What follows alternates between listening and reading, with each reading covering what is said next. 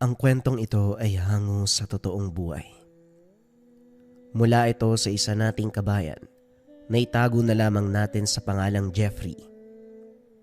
Taong 1990, Cebu. Natural kapag nakatira sa probinsya ang samot-saring nakasanayan na dapat sinusunod. Kabilang na dito ang paniniwala kapag maglalagay ng walis tingting sa likuran ng pintuan, imposibleng makapasok ang aswang sa tahanan. Namulat si Jeffrey sa paniniwalang ito dahil mula bata hanggang sa magkaedad, ito ang pinaka-importanteng gamit ni Lolo Igoy. Mula sa paglilinis hanggang depensa sa aswang, walis tingting ang gamit-gamit ng matanda. Pero ang nakakamangha sa lahat, ang pagsingit nito sa gamutan. Sa katunayan, isa ring albularyo si Lolo Igoy. Hindi man maramihan ang nagpapakonsulta, kahit papano may naniniwala sa kakayahan. Sa taong ito, ilang pasyente ang lumapit na nakaranas ng yanggaw. Hindi madali ang pakikipaglaban, lalo na aswang ang pinag-uusapan. Si Lolo Igoy lang din ang kinilala sa lugar na gumagamot ng yanggaw. Marami ng albularyo at manggagamot pero ang matanda ang maalam sa paglunas. Pare, ipapasa ko na sa iyo yung pasyente ko ha. Sa akin humingi ng tulong eh. Ano bang laban ko sa yanggaw? Hindi naman ganun kataas ang kaalaman ko para puksain ang sumpa ng aswang. Tulungan mo naman ako. Wika ni Mang Odek. Alam mo talaga na hindi ako tatanggi sa ganyang usapin. O siya, ako nang bahala. Matapos ang usapan, tinawag si Jeffrey para ihanda ang mga gamit. Dadayo sa kabilang bayan para gamutin ang pasyente. Kagaya ng nakasanayang dalahin, bayong na pinaglagyan ng mga kagamitan at walis tingting. Tahimik na sumunod sa naunang matanda. Mabilis ang lakad pero naalerto nang umatungal bigla. Kapag ganito na ang kilos, aasahan na may nagpaparamdam.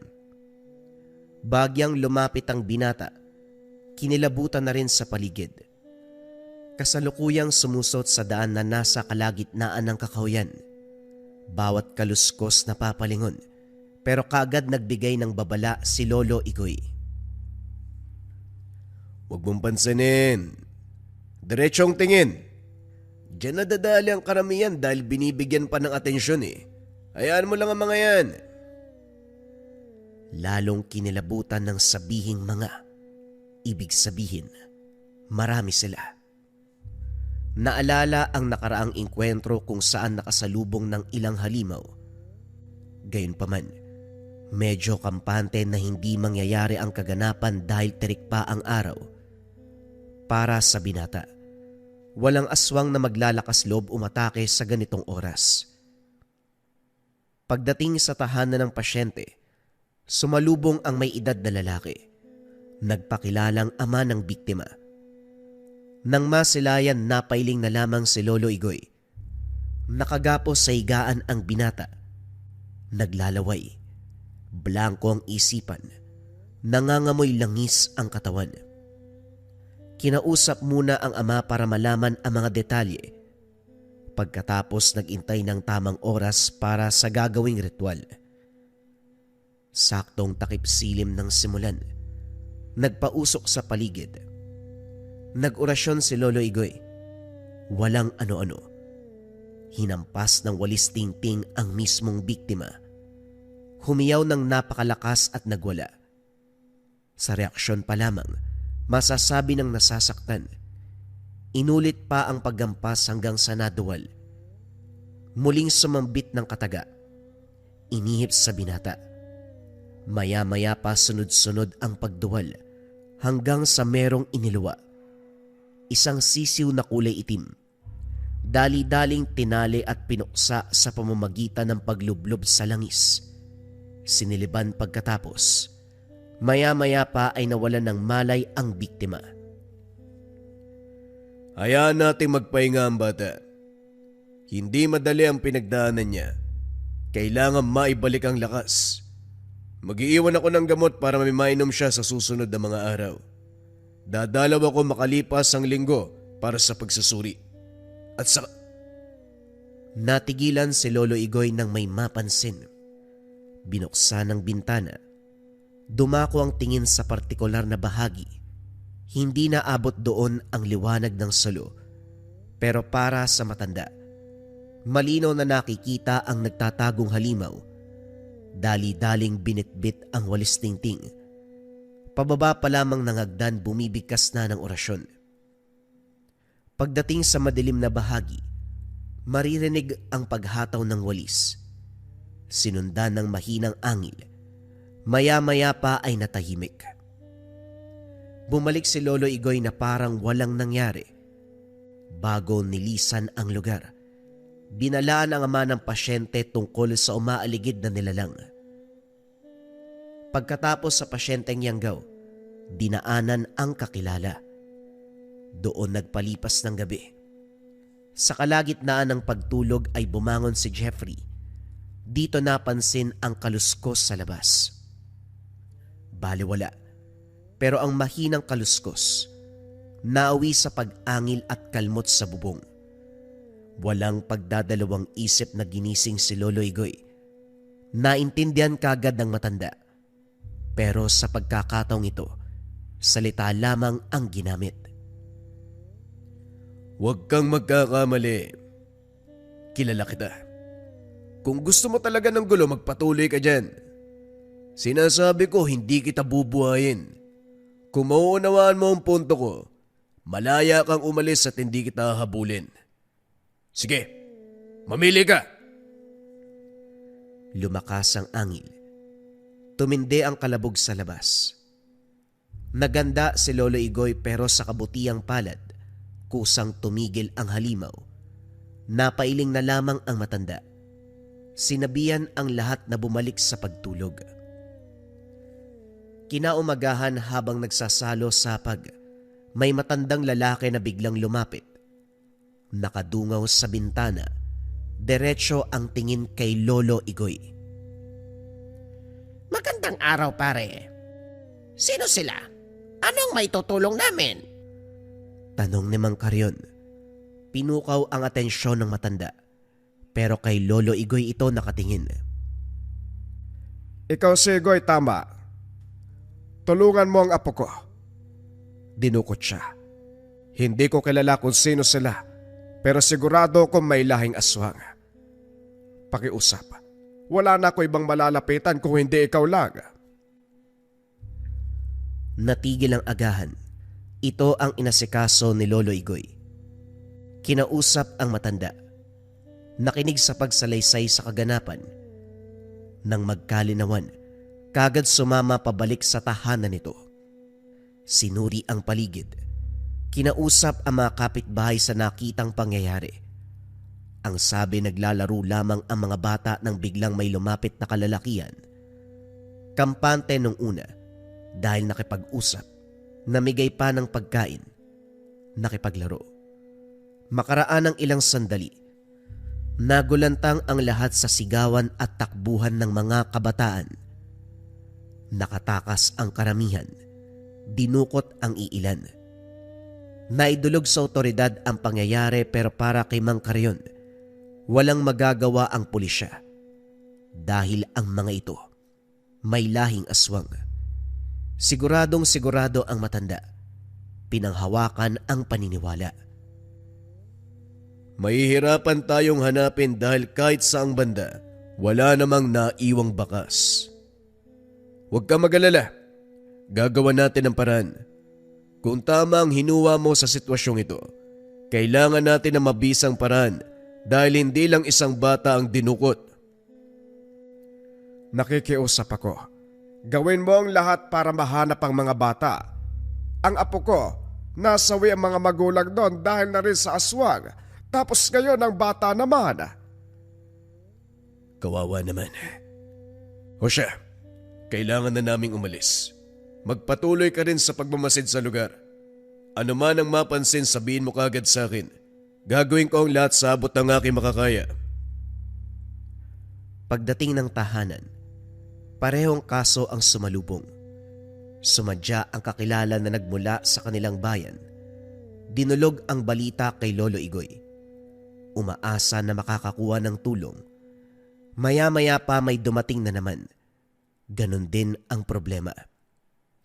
Napailing na lamang, hindi na sana ganito kaseryoso ang pangyayari. Iba-iba man ang lugar na inatake, masasabing iisang grupo ang kalaban. Pandurukot ng kabataan ang punto. Hindi direktang nangako dahil kahit si Lolo Igoy, hindi sigurado kung malulutas ang problema. Ang hawak niya lamang ay ang sinabi ng pamilya. Pagsapit ng hapon, tinulungan ang lolo sa paghagilap ng halamang gamot. Nauna sa pag-uwi si Lolo Igoy. Naiwan sa gubat si Jeffrey. Tutok ang atensyon sa paghimay ng dahon hanggang sa naagaw ang pansin. Mula sa tahanan maririnig ang pag-angil. Inihanda ng binata ang patalim. Dahan-dahang lumapit sa kinaroroonan. Sa pag-intindi sa ingay, para itong ligaw na hayop, nagkalat ang bitag sa paligid gawa ng mga ngaso. Sa ideyang ito, hindi maiwasang matuwa dahil kilala ang mga ngaso kaya walang problema kung papakialaman. Subalit natigilan dahil hindi ligaw na hayop ang natagpuan, kung hindi isang uri ng aswang. Butot balat ang katawan, maitim, nangangamoy, may hahalin tulad sa baboy ang muka. Halimaw ang itsura, ito ang tinatawag na aswang ng kalibunan. Ang kalibunan, terminong Bisaya na tumutukoy sa kagubatan, aswang sa kalibunan dahil sa ugat lamang ito matatagpuan. Nagtataka si Jeffrey dahil tirik pa ang araw pero may aswang na lumabas. Sugatan ang tagiliran nito kung kaya't walang tigil sa pagdaing. Nagtago ito ng mabuti. Pinagmasdan ng kilos pero nang makita ang sisiw, walang pagdadalawang isip na nilisan ng binata ang lugar. Ayon sa paniniwala, isa sa pinakamahalagang bagay ng aswang ang sisiw. Ito ang nagsisilbing kinakargahan ng sumpa para makapangyanggaw. Kaya nang makita, hindi nagsayang ng oras para umalis. Ibinalita kay Lolo Igoy ang nangyari. Binalikan ng gubat. May naabutang bakas ng dugo sa lupa at sa mga halaman, pero hindi matagpuan ang lungga dahil ang huling patak ng dugo paakyat na sa puno. Panahon na naman ng mga nilalang. Mula sa pandurukot, meron na naman dito. Ay nako, kapag oras ng pananalasa nila, magsasabay-sabay talaga. Magsasabay-sabay? Paano kung iisa lang yung lahing to? Malay natin yun ng dukot aswang na kalibunan. Tapos yung nakita ko isa sa kanila. Posible naman ang ganun, di ba? Malay natin. Kahit yung ginamot ko nung nakaraan, aswang sa kalibunan ang yumanggaw. Kung tama ka, isa lang ang kalaban natin. Ay nako, magmadali ka na dyan. May pupuntahan pa tayo. Muling binisita ang huling pasyente. Sa kabutiang palad tuluyan itong gumaling. Ang problema nga lang, nagrereklamo na bumalik ang aswang. Kahit ang ama nagsumbong na meron pa ring umaaligid. Dagdag pa nito, hindi naman nakakalapit sa tahanan dahil sa pangontra. Gayon pa man nakakabahala ang presensya. Sinuri ni Lolo Igoy ang lugar. Kahit saang banda may naaamoy. Mga tira-tirang samyo na naiwan sa paligid. Ilang sandali pa may huni ng sisiw. Sa tunog pa lang, alam na ng albularyo kung anong klase. Nang mahanap, walang pagdadalawang isip na hinataw ng walis. Sinabayan pa ng pagsambit ng dasal. Napatitig si Jeffrey. Napapaisip kung ano nga ba talaga ang meron sa walis tingting. Hindi ito maiwan-iwan ng lolo. Kaagapay sa panggagamot, sa pagpuksa ng aswang, maging sa sisiw na may karga ng sumpa. Kitang-kita kung paanong naglupasay habang hinahataw ng walis. Hindi dahil malakas ang paghampas o maliit lamang ang sisiw, sadyang may kakaiba. Maliban pa riyan, tumagal ng ilang minuto ang munting hayop bago binawian ng buhay. Dinala ang sisiw, maayos na nakaselyo sa isang garapon. Ayon kay Lolo Igoy, sa ganitong paraan pwedeng malaman kung sino ang aswang. Nilapatan ito ng orasyon at isinailalim sa ritual. Paano po malalaman kung sino yung may-ari? Patay na ho yan eh. Patay man o buhay, hahanapin ng aswang ang pagmamay-ari niya. Magantay ka lang. Darating din ang araw, makikilala natin kung sino ang kalaban. Ng mga sumunod na sandali, naging abala ang maglolo sa paghahanap sa mandurukot. Bumalik si Mang Teban para ibalita ang bagong natuklasan. Umaaligid sa kabilang sityo ang ilan sa kalalakian. May batang dinagit. Nauna ang kapulisan pagdating sa lugar. Nagtanong-tanong, nag-imbestiga.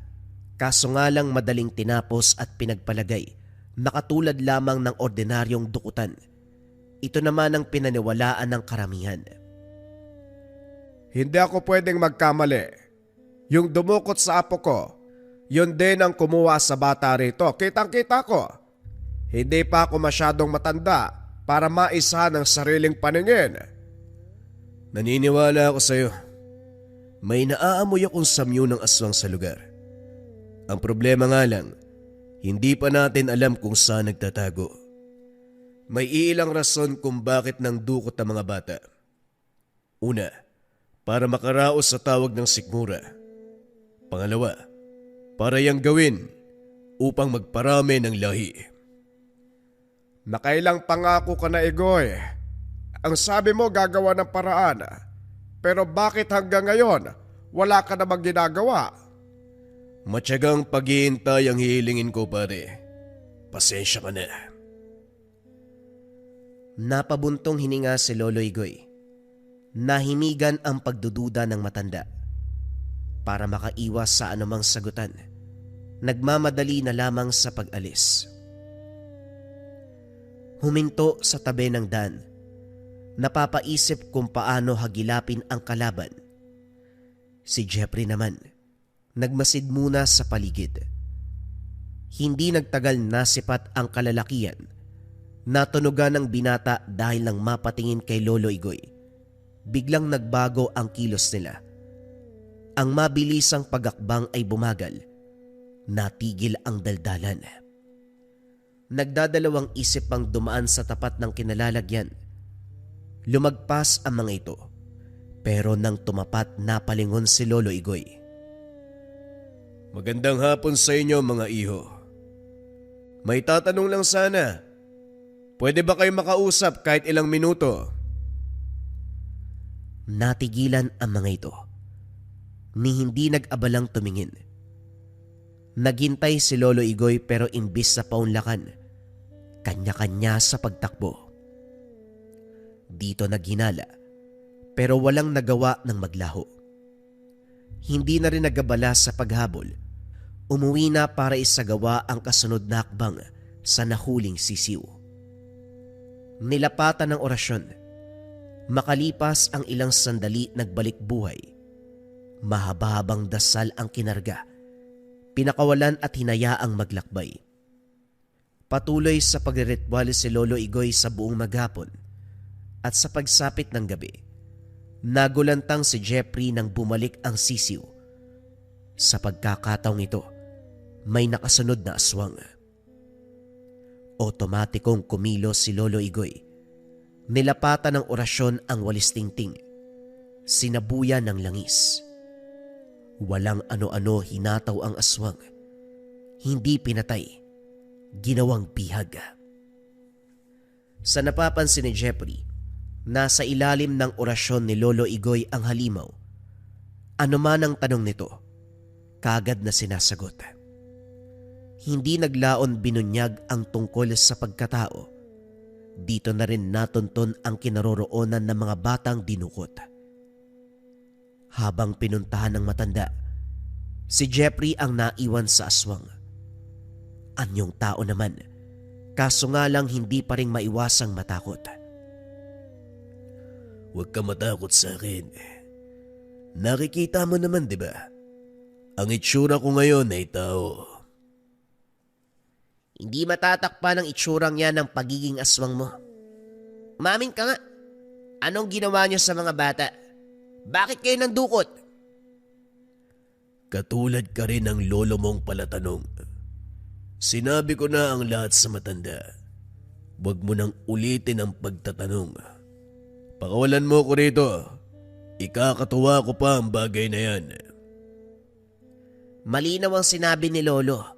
Hindi ka pwedeng pakawalan. Iyo, hindi ako ang kalaban dito. Oo, miyembro ko ng angkan na nandudukot ng mga kabataan. Pero hindi nangangahulugan na ako lang ang may kasalanan. Huwag niyo akong ikulong na parang ako ang pasimuno sa lahat na nangyari. Utusan lang din ako. Ibinaling ni Jeffrey ang pansin sa ibang bagay. Hindi nais pakinggan ang sinabi ng aswang dahil kapag nagkataon ay pwedeng malinlang. Sa katunayan, ito ang aswang sa kalibunan na natagpuan nung nakaraan. Tumugma lahat ng hinala dahil kasabot ito sa grupong nandukot. Habang binabantayan, hindi matigil sa pangungumbinsi. Gustong-gustong makawala. Kung ano-anong panghikayat para lang pakawalan, kaso hindi pinakinggan ng binata. Hinayaan itong magsalita ng magsalita. Nang mapagod kusa ring huminto. Sa oras ng kainan, nagdadalawang isip bigyan ng pagkain. Bili ni Lolo Igoy pakainin ito. Sinagot ang matanda, pwede namang gutumin dahil kalaban.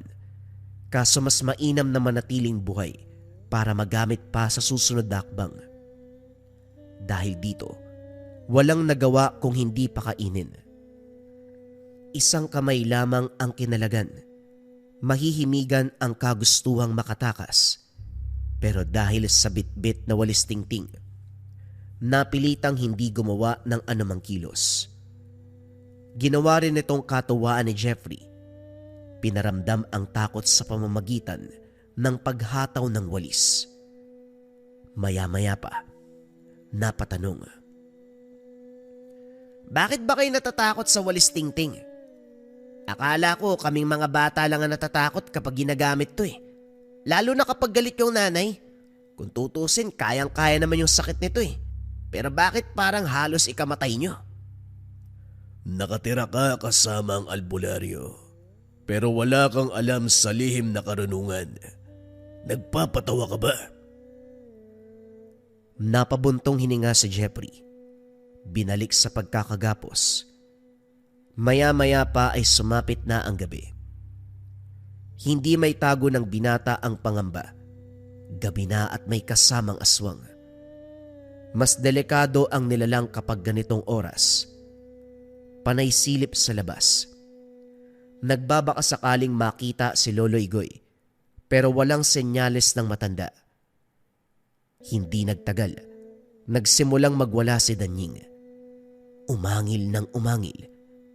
Kagad binitbit ang walis tingting. Binalaan na wag itong kumilos ng masama.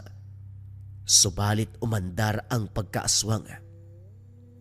Maya-maya pa ay nagpalit ng anyo. Mabuti na lamang matibay ang lubid. Anumang pagwawala, hindi mapigtas ang tali. Lumayo ang binata na magsimulang tumalsik ang laway. Panay silip sa labas. Naghahanap ng kakilala pero wala ni isa ang duman. Maya-maya pa lumala ang pagwawala. Hindi na makapag-isip ng maayos si Jeffrey sa takot. Sa kabutiang palad, natanaw si Lolo Igoy. Dali-dali itong tinawag para ipaalam ang nangyayari.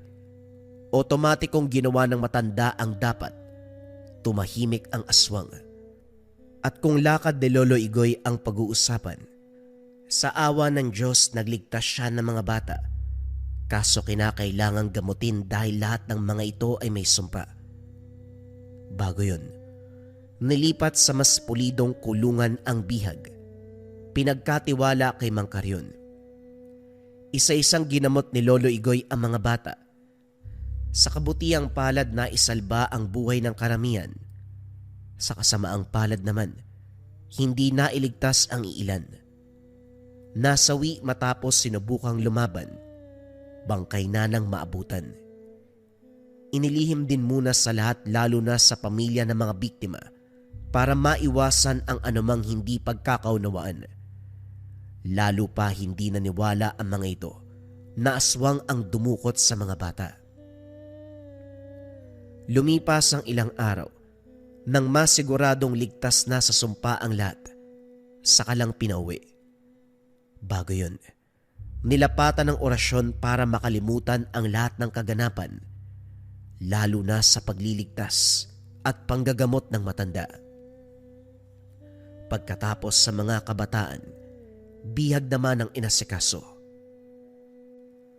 Nakalaban ko ang iilan sa kauri mo, pero marami ang nakatakas sa kanila.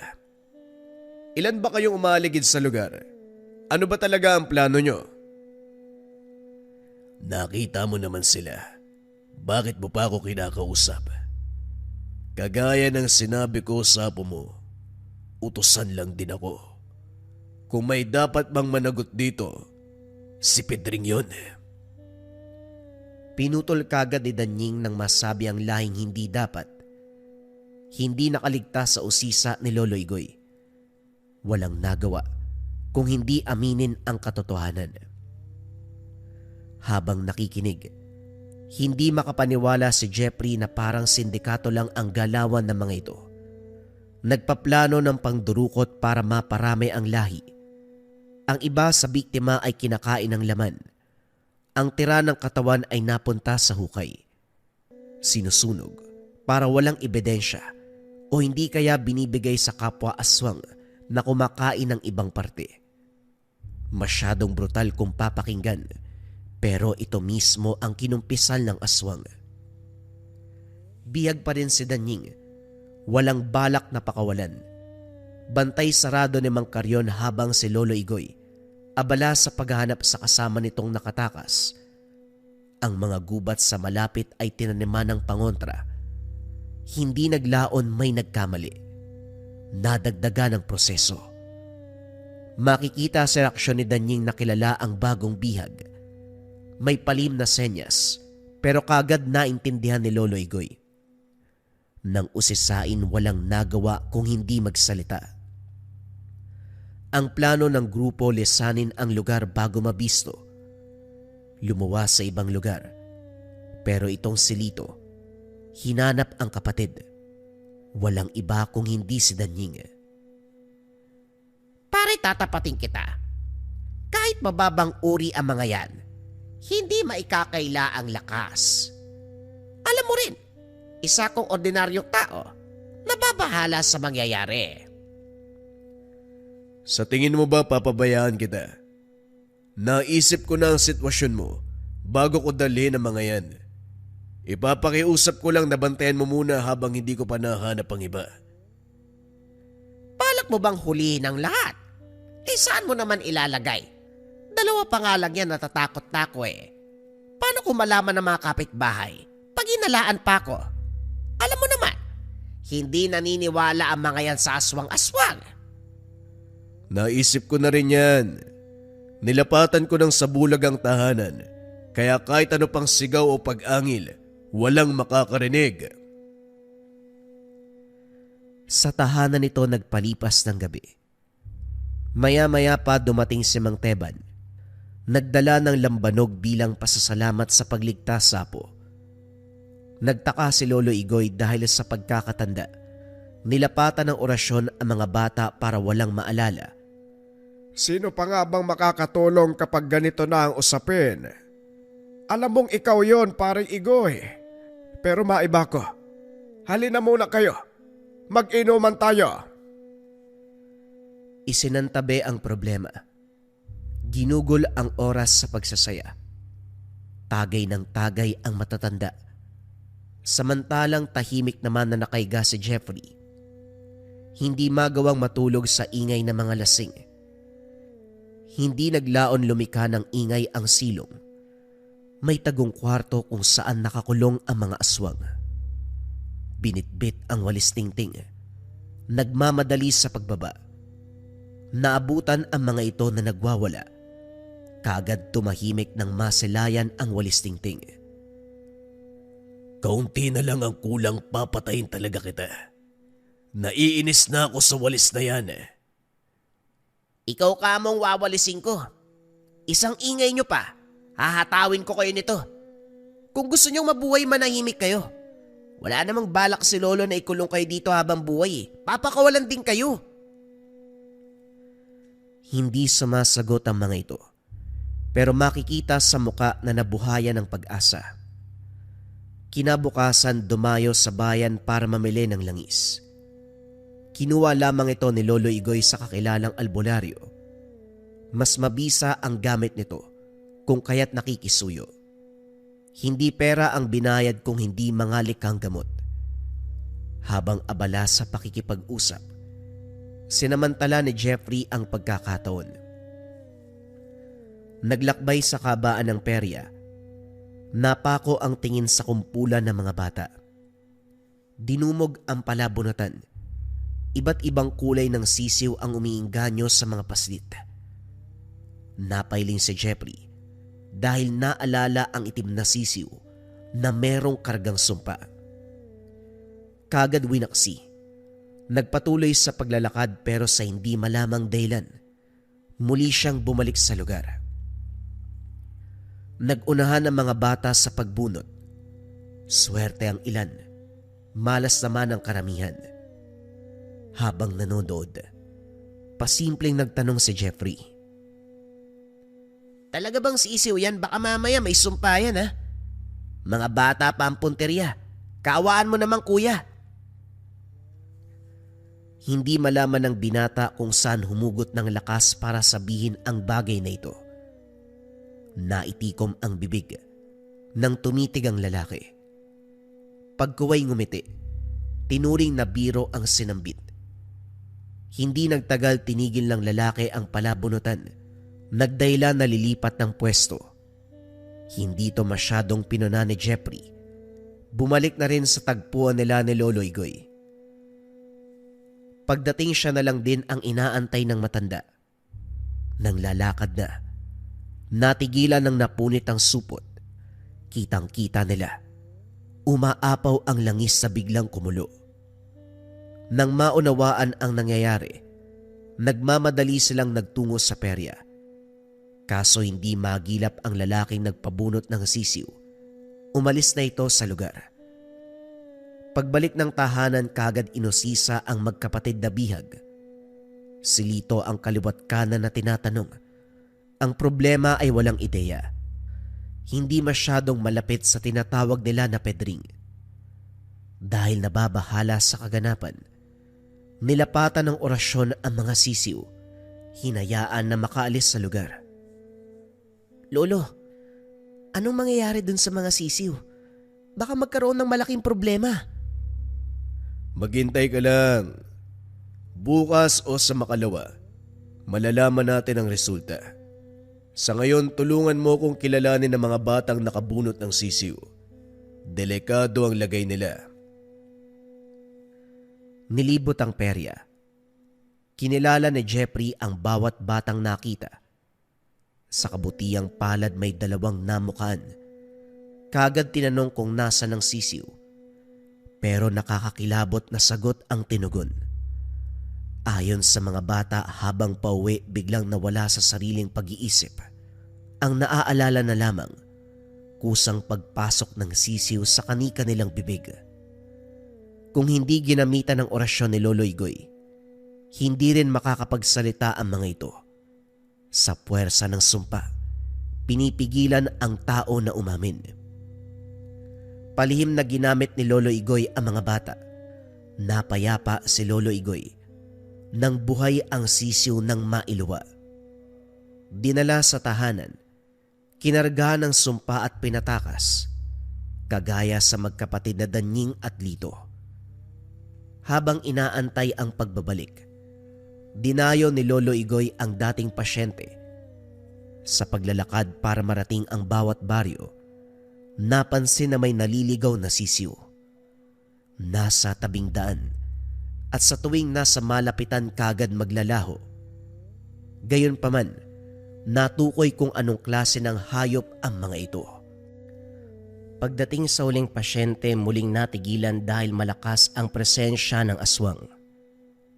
Palihim na sinuri ang paligid subalit walang makita.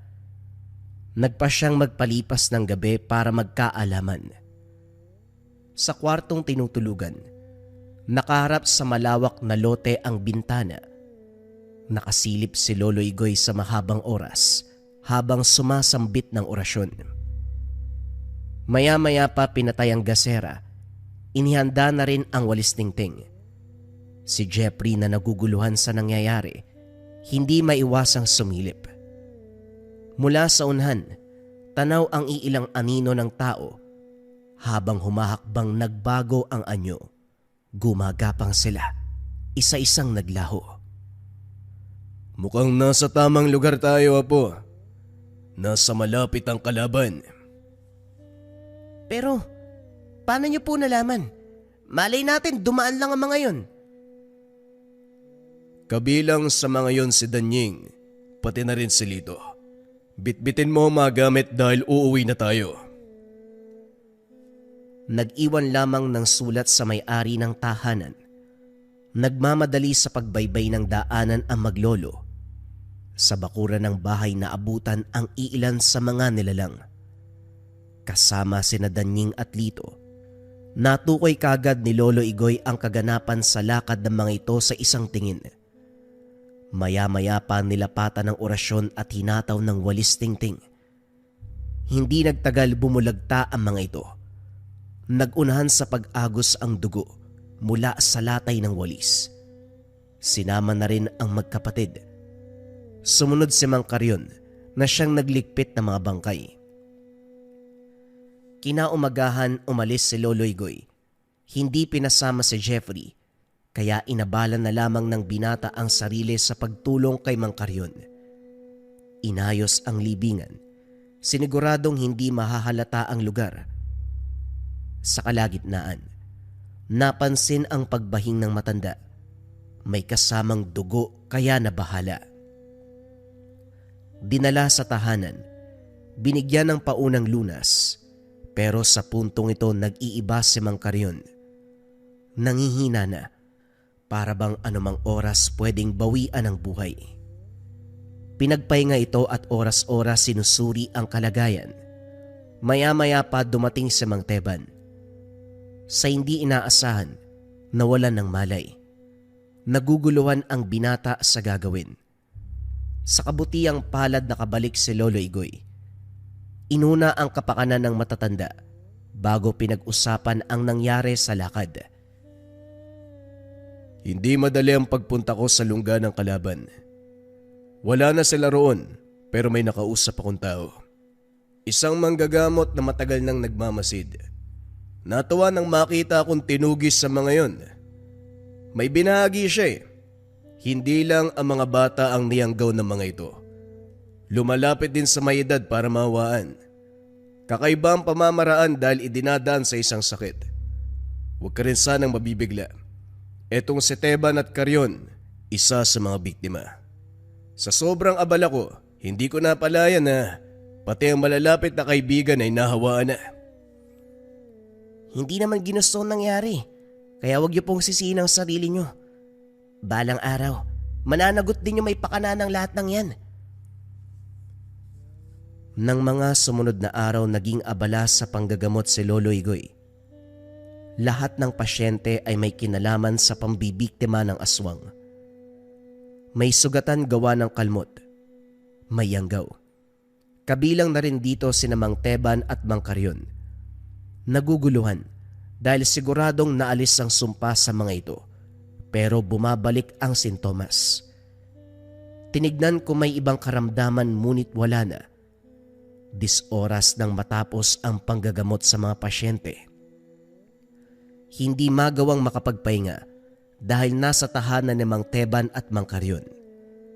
Inihanda ang mga gamot para sa muling pagsusuri. Lumabas sandali para kunin ang iba pang gamit. Pagbalik, laking gulat dahil isa-isang nalagutan ng hininga. Hindi napigilan ang pangyayari. Nahuli si Lolo Igoy. Hinabol ang pinagbula ng mapansin ang bakas sa hangin. Hindi nagtagal nasipat ang isang lalaki. May takip ang muka, kaya hindi namukaan. Nagpakawala ng orasyon si Lolo Igoy. Handa na sanang sumugod kaso umatake ang hindi mabilang ng mga sisiw. Naguguluhan ang matanda kung saan ang galing. Bigla na lang itong lumitaw. Sa sobrang dami para itong kumpol ng bubuyog. Lumaban si Lolo Igoy pero naging maingat sa bawat galaw. Kaunting mali lang ay pwede siyang mawaan ng sumpa. Sa paglatay ng walis tingting, marami ang bumulagta. Kaso nga lang magbabalik buhay sa kasusugod. Maging ang albularyo natatakot para sa sarili. Hindi na kasi madadaan sa orasyon o hataw ng sandata. Sa kabutiang palad na alerto si Jeffrey sa sigaw ng matanda. Nang makita ang mga sisiw, walang pagdadalawang isip sa pagbitbit ng gasolina. Sinunog ang lugar. Sa awa ng Diyos tumalima sa apoy ang mga nilalang. Nasunog ang iilan pero marami ang nakatakas. Nako, hinay-hinay saboy. Kung makasaboy ng gasolina parang lilitsyonin mo ako Ayos din ang ginawa mo. Naitaboy ang mga peste. Yung lalaki nakita mo ba? Hindi po eh.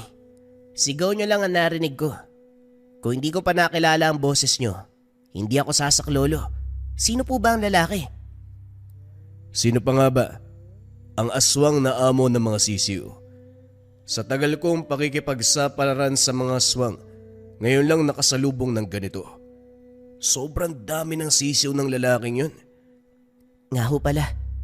Sina Mang Teban at Mang Karyon. Hindi na po gumalaw. Naalala ni Igoy ang mga kaibigan ng banggitin ni Jeffrey. Nagmamadali sa pag-uwi ang dalawa. Walang nagawa. Sumakabilang buhay na ang mga ito. Naasikaso kagad ang mga katawan, kaya sinagawa na ang lamay. Habang nakatitig sa mga kabaong, lumapit ang apo ni Mang Teban. Ito ang bata na dating dinukot. Hindi inasahang makakakuha ng impormasyon sa paslit. Ang sabi niya bago magkaganon ang matanda, may nakausap itong lalaki. Sa kabila ng takip sa muka, nakilala pa rin. Ito ang nakita doon sa lugar kung saan dinala matapos madukot. Dagdag pa ng bata, marami sila. Tinakot ang lahat na gagawing halimaw. Hindi ito napansin ni Lolo Igoy nung unang pumunta sa lugar dahil nagsimula kagad ang labanan nang makita siya ng mga aswang. Sa parte naman ni Mang Karyon, walang nakapagsabi dahil wala itong pamilya. Ang napansin na lamang ni Jeffrey ang pinagbatayan. Bumalik ang maglolo sa kabilang bayan, nakiusap sa kakilala na doon magpalipas ng gabi. Ito ang lugar kung saan nasipat sina Danying at Lito. Habang nag-aantay, naunawaan ng may-ari ng bahay ang kilos, kaya naman ito na mismo ang nagsabi. Lolo Igoy, matagal na po tayo magkakilala. Ilang ulit na rin po kayong dumalaw dito sa amin kaya kahit papano, nakabisado ko na ang kilos nyo. Sa galaw nyong yan, masasabi ko may hinahanap kayo. Tungkol po ba ito sa aswang na dumudukot ang mga bata? Tama ka, Byron. Paano mo nalaman? May nakuha na ba sa lugar na ito? Wala po. Hindi naman nananalo ng kapitbahay ang mga aswang Pasensya na po kayo kung ngayon ko lang sinabi Ayoko mangialam, madadamay ang pamilya ko Kilala ko po si Pedring. Kung narinig niyo ang pangalang yan, siya ang pangulo ng grupo. Bagong lipat nga lang yan dito Pero hindi ko na makita magmula nung nakaraang linggo. bago tinuro ang tahanan.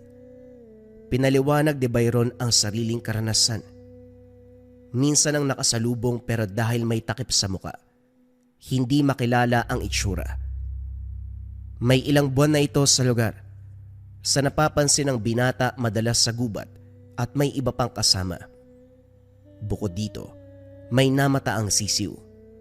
Minsan sumusunod dito habang naglalakad. Kinalibutan nung una dahil sa mismong harapan ay naglaho. Binaliwala, hindi nakialam sa takot na may mangyaring masama sa sarili at sa pamilya. Naunawaan ni Lolo Igoy ang punto ni Byron. Matapos makapagpasalamat, nagpaalam na rin na lumipat ng ibang tahanan. Hindi nais pang madamay. Habang naghihintay kung kailan magkakatao sa kabilang bahay, napansin ni Jeffrey ang pagiging aligaga ni Lolo Igoy. Garahe ang tinuluyan na maraming nakatambak na galon ng gasolina. Inihahanda ito ng matanda. Binudburan na rin ng langis ang walis tingting. Nilapatan ng dasal. Sumambit ng kargadong proteksyon sa hangin. Lo, paalala lang po Huwag kayo magmamadali sa pagsindi ng posporo. Talagang matutos na tayo dito. Huwag ka mag-alala. Kung may masusunog man, ang kalaban yun. Hindi tayo. Hindi na nakialam si Jeffrey. Masyadong seryoso ang matanda sa mga sumunod na sandali. Ilang sandali pa, umilaw ang kabilang tahanan. Pabor sa plano dahil nasa kalagitnaan ng bakanteng lote. Gubat na sa unahan at malayo ang mga bahay. Pasimpleng lumabas si Lolo Igoy. Isa-isang binuhos ang laman ng galon sa daanan. Bumalik ito. Sinimulan ang isang ritual. Katahimikan ang bumalot sa paligid. Habang abala si Lolo Igoy, nakatutok naman ang atensyon ni Jeffrey sa kabilang tahanan. Maya-maya pa may dumating na iilang tao. Lumilingon pa bago pumasok. Naalerto ng masipat ang isa. Papalapit sa kinaroroonan nila. Napansin na rin ito ni Lolo Igoy.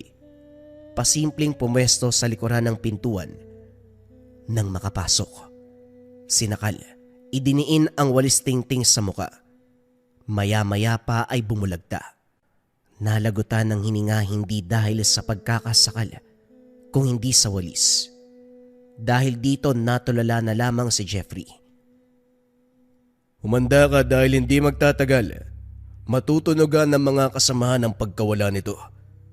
Sa oras na mangyari yun, mapapasabak tayo sa laban. Ito ang sayo. Napatitig si Jeffrey nang mag-abot ng isa pang walis tingting ang matanda. Hindi makapag-isip ng maayos dahil sa takot sa sinabi nitong mapapalaban sa aswang. Anong gagawin ko? Magwawalis? Pwede rin. Walisin mo ang sino mang lalapit sa'yo. Nauna sa paglabas ang matanda. Hindi nagtagal naglabasa na ang nasa kabilang tahanan. Nang mapagtantong may kalaban, otomatikong nagpalit ng anyo bilang aswang. Sabay ang pagsugod pero lahat na kontra ni Lolo Igoy. Hataw ng hataw gamit ang walis tingting. Bawat latay ay siya namang pagsigaw ng aswang. Hindi naglaon napuksa ang mga ito. Nakabulagtang nangisay. Gayunpaman hindi pa rin tapos ang laban. Hindi na ako magtataka kung paano mo kami natunton. Palagi na lang. Sa dati kong nilipatan may nanggugulo din na albularyo. Tapos dito meron din ikaw naman. Ang kaibahan nga lang, anting-anting o medalyon ang gamit nila. Pero sa'yo, walis tingting. Kakagaling mo lang siguro sa pagwawalis doon sa barangay, ano? Wika ng lalaki. Nagawa pang kutsain si Lolo Igoy. Tama ka. Nagwalis ako pero hindi daon o dumi. Mga tauhan mo ang winalis ko. Tignan mo sila, nakabulagta na. Siguradong tatabi ka sa kanila maya-maya lang. Hindi na rin natin papabain dahil ilang araw na akong habol ng habol sa inyo. Umabot na nga siguro ng buwan eh. Mula sa pandudukot hanggang sa paghawa sa mga may edad. Nagpaparami talaga kayo ano? Ha? Pedring? Mapapansin ang reaksyon ng lalaki nang sambitin ni Lolo Igoy ang pangalan. Gayunpaman, hindi pa rin ito nilantad ang itsura. Hindi nagtagal nagkasubukan. Sa mga unang sandali, masasabing pantay ang lakas. Naiilagan ang bawat atake. Wala ni isang tinamaan. Nagsasabayan ang bawat galaw. Kahit si Lolo Igoy ay napapailing, hindi ganito ang inasahan mula sa isang mababang uri ng aswang na para bang nagmula rin sa mas mataas na angkan. Nagpatuloy ang laban. Naging alerto naman sa lahat ng oras. Hindi nagtagal, nagawa ding kabisaduhin ang galaw ng kalaban. Maya-maya pa, lihim na sinabayan ng dasal ang paghambalos ng walis. Hangin man ang tinatamaan, lumulusot ito at dumadaplis kay Pedring. Mapapansin ang pagtigil. Nanlaki ang mga matang tumitig. Oh, bakit parang nangangatay ka sa tingin na yan? Hindi mo inasahan ano? Sinamahan ng panunodyo ni Lolo Igoy para mangibabaw ang galit. Gagamitin ang emosyon ng kalaban para talunin ito. Ito nga ang nangyari. Nagalit at basta umatake ang aswang. Malaki ang pagkakangisi ng matanda. Bumuelo at hindi pinatawad. Hinambalos ng paulit-ulit. Nanlaban pero pasuray-suray na lamang. Walang nagawa ng unahin sa paghagupit ang dibdib at muka. Maya-maya pa natanggal ang takip pero hindi pa rin mamukaan ang lala ng pagkakalatay. Sugat at dugo ang sumakop sa muka. Umalingaw-ngaw ang daing nito. Gumapang, nagbabaka sakaling makatakas pero bantay sarado ni Lolo Igoy. Nang bahagyang makalayo, muling hinataw ng walis. Halos maputol ang binte sa lala ng sugat. Wakwak na rin ang tiyan. Tambad ang laman pero nananatili pa ring buhay. Mas matindi ka pa sa masamang damo. Ang tagal mong malagutan ng hininga. Sabihin mo nga, may mga kasama ka pa ba? May kikitain ka pa ba sa mga susunod na oras? Sabay-sabay na kayo. Sa kabila ng pagtatanong, hindi na sumagot si Pedring. Nagingalo. Dahan-dahang nalagutan ng buhay.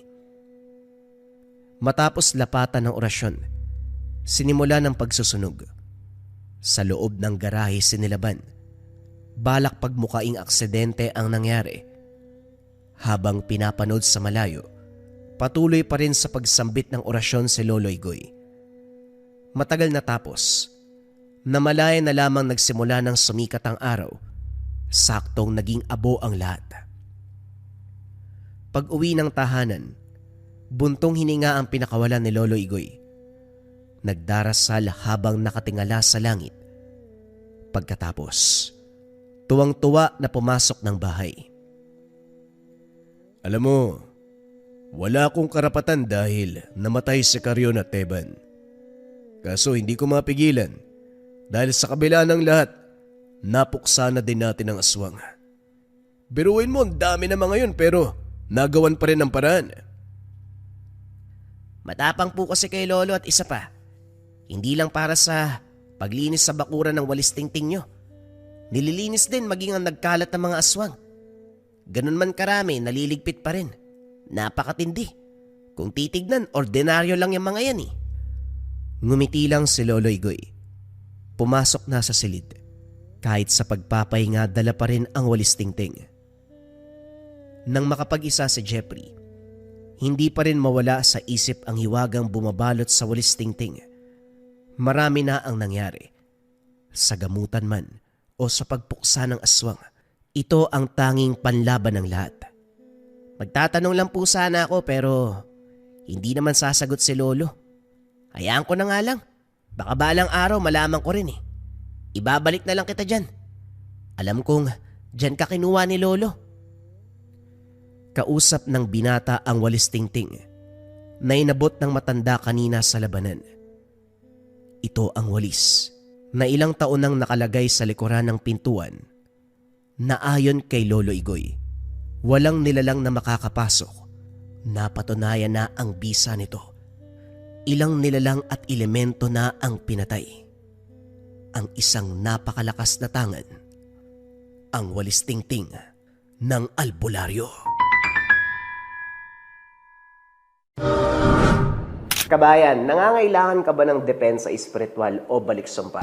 Narito ang Marahuyo Bracelet from Lika Merchandise. Ito yung pinakasikat na bracelet natin ngayon sa Lika. Pero bakit nga ba sobrang sikat ng Marahuyo? Ang Marahuyo Bracelet ay depensa espiritual. Kontra kulam, barang, tigalpo, palipadangin, usog, o kahit anong masamang uri ng sumpa. At yun nga mga kabayan ko, hindi lang siya natatapos bilang pandepensa espiritual. Narito din yung tinatawag nating rebuelta o baliksumpa. Kung ano yung sumpa na ibinigay sa inyo, ibabalik sa taong nagbigay. Hindi pa rin siya doon nagtatapos mga kabayan ko. Ito yung mga patotoo. Minsan ba nararanasan mo kapag natutulog ka, may mga naggagambala, nagigising ka alas 3 ng madaling araw, or meron ka mga sakit, panghihina ng katawan, sakit ng ulo na hindi nalulunasan ng mga medisina. Marami tayong patotoo sa Marahuyo. Pag hawak pa lang nila, naramdaman nila yung kilabot na pakiramdam at nawala yung mga sakit na matagal nang iniinda. Higit sa lahat, nakakatulog ng payapa. At ang pinakasikat na kwento natin mga kabayan, yung mangkukulam na narebuelta. Sa nating kabayan, sinuot niya yung Marahuyo, pinabukasan. Na ospital yun ng kukulam sa kanya dahil sa rebuelta. Kung interesado ka sa Marahuyo kabayan, paki-search Likha Merchandise Marahuyo. Kasi marami ng scammers ngayon eh. Make sure dun kayo bibili sa mataas yung ratings, Likha Merchandise at maraming sold. Again, kung interesado ka, i-visit mo lang ang shop ng Likha Merchandise Marahuyo.